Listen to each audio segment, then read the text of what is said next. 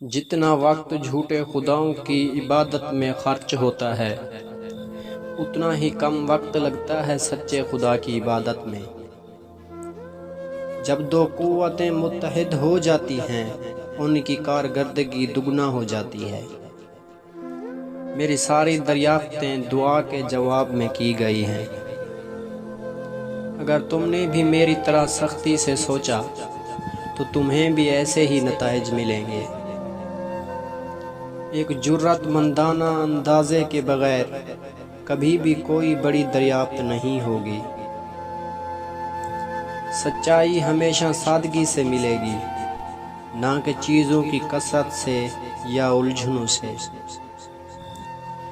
کشش ثقل سیاروں کی حرکات کی وضاحت کرتا ہے، لیکن یہ وضاحت نہیں کر سکتا کہ سیاروں کو کس نے حرکت میں لایا۔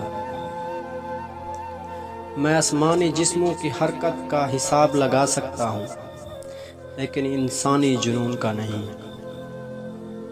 افلاطون میرا دوست ہے، ارسطو میرا دوست ہے، لیکن میرا سب سے بڑا دوست سچ ہے۔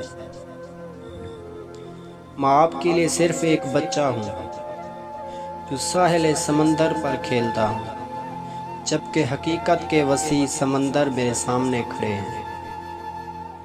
ہر عمل کے لیے ہمیشہ ایک برابر کے رد عمل کی مخالفت کی جاتی ہے۔ میری طاقتیں عام ہیں، صرف میری درخواست ہی مجھے کامیابی دلاتی ہے۔ اگر میں دوسروں سے زیادہ دیکھنا چاہوں گا تو جنات کے کندھوں پر کھڑے ہو کے دیکھوں گا۔ چیزوں کی خصوصیات کے بارے میں پوچھ گچھ کرنے کا مناسب طریقہ یہ ہے کہ انہیں تجربات سے تلاش کریں۔